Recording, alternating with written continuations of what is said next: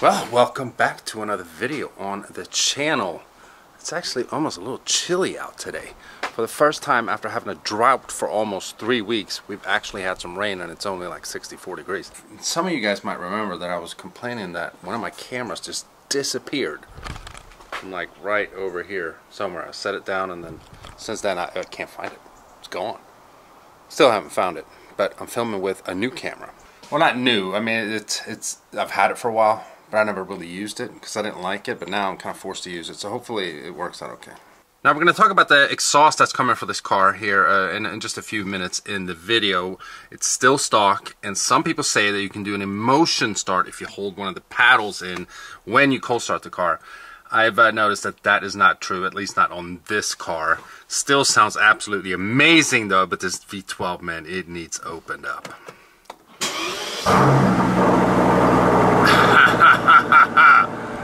And you know, yeah, it sounds great, but my favorite part of just starting this car up in general is the starter sound, the ignition sound. It sounds like an Aventador. It's awesome.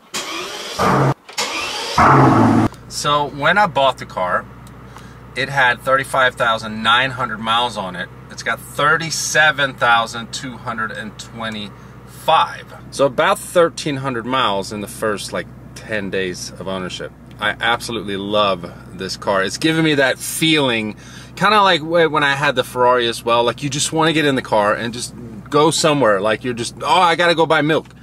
I love driving this thing. I haven't really had that type of feeling in a car in a while, so yeah, it's great. Yeah, see, we're going into the always packed Fort Pitt Tunnel. I'm not going to be able to do a good demonstration here of the car being way too quiet. 15 miles an hour. I mean, it sounds good, but it's just too quiet. This thing needs an exhaust bad. Man, it's going to be awesome.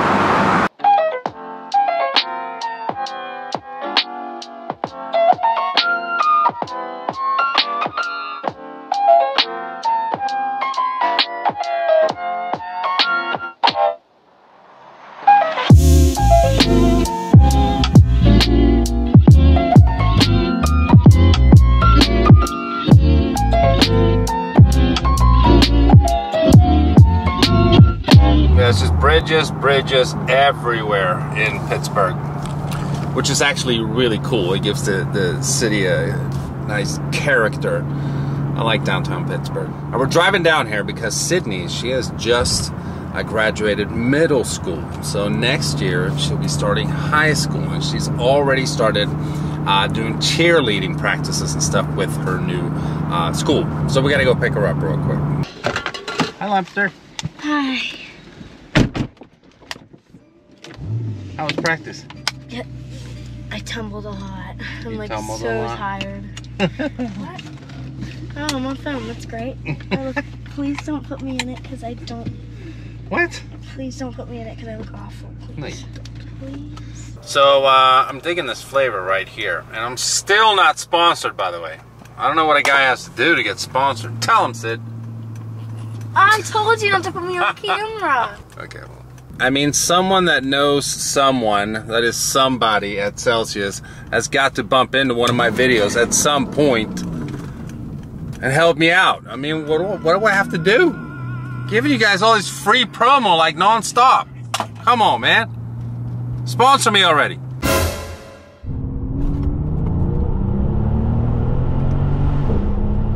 Oh, so much torque.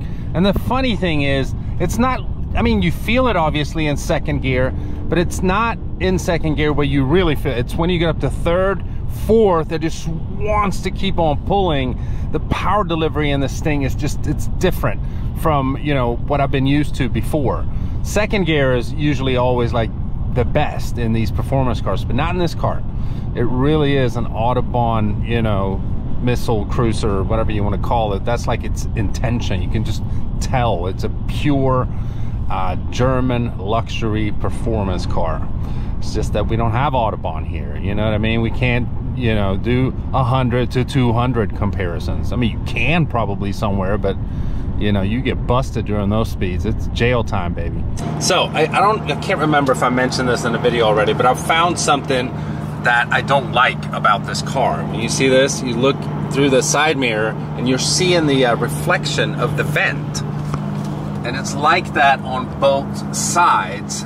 It's even worse when the sun is shining. So when you're just trying to quickly peek in the side view mirror to just check traffic, obviously, somehow, you know, it's just like it's confusing because you're focusing on this stupid vent that's reflecting in the mirror. It's actually pretty freaking annoying, but you know, I can live with it.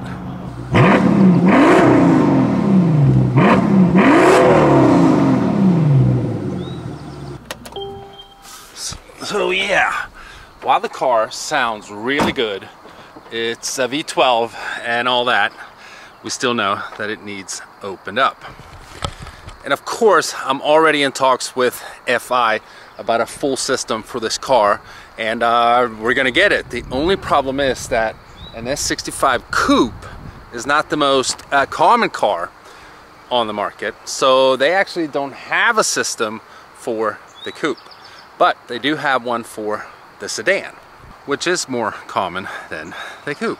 So the problem here is that the downpipes are longer for a sedan than they are for a coupe. The rest of the system, cat and back, with the mufflers and all that, is the same. So our dilemma has been that, you know, we take the system from the sedan and then we have to modify the downpipes, basically cut them. We don't know exactly how much yet. Option number 2 has been to just remove the downpipes, the stock downpipes, send them over to FI so they can do R&D on them, but then the car's sitting for like weeks while that's going on, and can't really have that. So yeah, we're just gonna have to finagle it a little bit, and it's gonna take some time, but we're getting there. I wanna really hear what this car sounds like straight pipe. I don't know if there is a video of an S65 that is straight piped on the internet, this gen at least. I've heard some with like catless downpipes. I think an older version S65, they sound great, but I've never heard it straight pipe. And obviously we're gonna get a full system that has the valves and everything, because it's still, you know, an S-Class Mercedes. I don't want to drive around in something super drony all the time. I want to be able to turn it off, and their systems are really, really good. I've had it on multiple cars now. The RS7, for instance, when you shut the valves off, it's more quiet than it was stock. So, I mean, I love that system. So yeah, we're getting there. The steering wheel should be here soon. Mods are coming. It's gonna be awesome. I can't wait to personalize this car. But enough about that. We're gonna talk about the money in today's video, like we always do when, well, pretty much always do when I buy a new car, at least one that is somewhat pricey. Because people don't really talk about this much, but I do, because I know you guys find that interesting. So we're gonna talk about the financials of me getting this car, and what was kind of like iffy and a little different because of the times that we live in, with enormous inflation and enormous interest rates. It's just yeah, it's different. I've pretty much always had tier 1 really good credits. I've never really had to worry about higher interest rates, whether it's a used car or, you know, a brand new car. This car is a 2016. Even when I've bought like 2012 C63s and stuff like that, and you know, I financed some or a lot of it or whatever, depending on how I, you know, set that whole deal up. I never really had to worry about a bad interest rate, even though it's a little higher on used cars and, you know, they got some age on them and stuff like that. And I knew when I got this car, even though I had a lot of equity in the TRX, I knew it was still gonna be, bad. And that's just how it is. It doesn't matter that you have good credit. You're basically getting an interest rate that people with not very good credit would have gotten a few years ago. All right, so we're gonna start here. Trade-in allowance. Hopefully you guys can see that there. $87,117. That is what I got for the TRX, and I was pretty happy with that number. If you guys remember, about a year ago, I did a video kind of just like this in the same spot with the TRX, talking about that was the first vehicle I ever bought that I had to pay over for. You know, because of just how the market is, and it was even worse a year ago. You know, my TRX, I bought it in June 2022, Its in-service date was, I think, February 2022. So it was brand new for that year. It only had 3,500 miles on it. It's stickered at like 82,000, but I had to pay 92,000 for that truck, which to me was kind of like, oh, crap. But it's just the way that the market was. Now, the good thing about that is I had the truck for a year. I put about 9,000 miles on it, and I traded it in for 87.1, which tells me that the guy that initially traded it in before I bought the truck got probably around-ish the same. Maybe like $2,000 more on trade, because they sold it for 92. Now the dealership where I got this car, I think they're trying to sell it for like 90 or something like that. So I was happy with the trade-in numbers.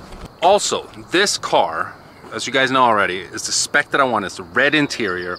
It's got the carbon interior. We'll take a quick look here for someone that hasn't really watched the other videos yet. But the red interior, got the carbon all through, and that's what I wanted. I didn't want black interior with the stupid wood grain, like 80-year-old Mercedes guy. Yeah, so I found the car with the interior that I wanted, and it's also very highly spec'd. The original MSRP for this car, I think, was $245, so it's a very expensive car in 2016, and thankfully it has depreciated a lot.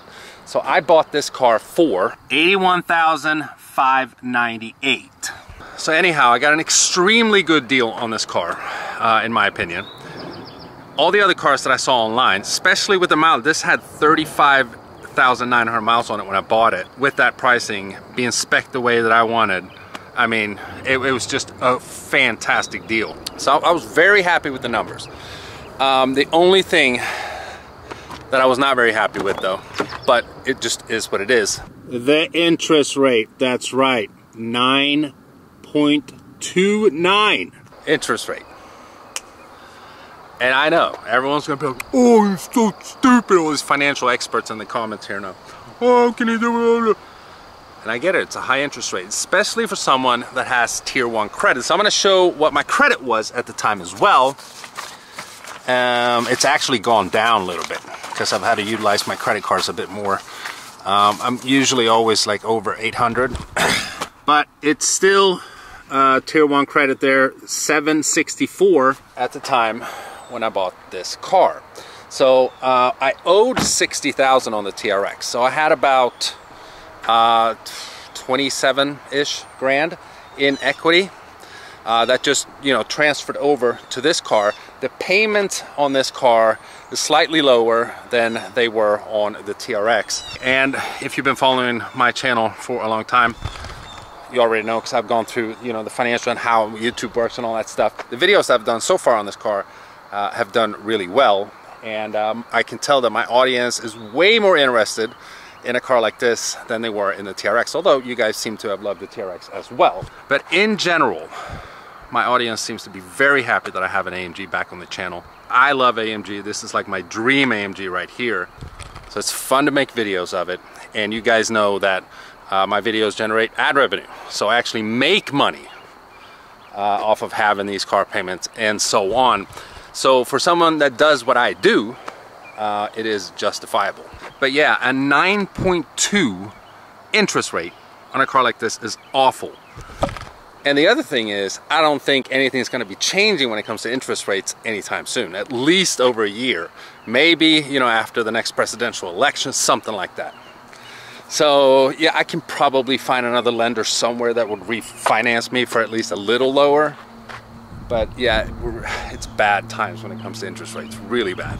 But I'm happy as a lurk. This is a good business investment for my channel, and it's a car that I absolutely love. So, you know, I'm not complaining. So while the market was pretty crazy a year ago when it came to the actual prices of vehicles, the interest rates were not. So I had like a 3.49, I think it was, on the TRX a year ago, and now it's a 9.2. Now granted, this is an older vehicle, so it would be slightly higher anyhow, no matter how the economical situation looked for the world and stuff like that. But I'm going from a 3.49 to a 9.2. But yeah, it is what it is. It's doing good for the channel. I'm more excited about making videos. You guys seem to be loving it. So that's just the way that I look at it. It's more of a business investment. And I'm just lucky that I get to drive around in the cars that I love and make content and have that be my business and how I make money. So yeah, it's taken a long time to get to a point like this, but yeah. And I also love being transparent with you guys about like how things work, and you know, with YouTube and just, you know, the buying of the cars and stuff. Because even though YouTube is like a mainstream thing now, a lot of people watch YouTube more than they even watch TV. Being a YouTuber, I've noticed, is still very new to people. They don't understand how things work and so on. So I know that a lot of people find it interesting to kind of know the in and outs and the backgrounds of how things work. But being a YouTuber, that's why I like being transparent with the whole financial stuff as well. So yeah, I hope you guys enjoyed this video, once again, of the money side of, you know, how I do YouTube. And I'm sure you guys will have a lot of opinions in the comment section, so go ahead and leave your comments down below. Let me know what you think. If you have any questions, I'll leave them there as well. So yeah, I think that's going to do it for today's video. Hope you guys enjoyed it. I'll see you guys in the next one. Bye-bye.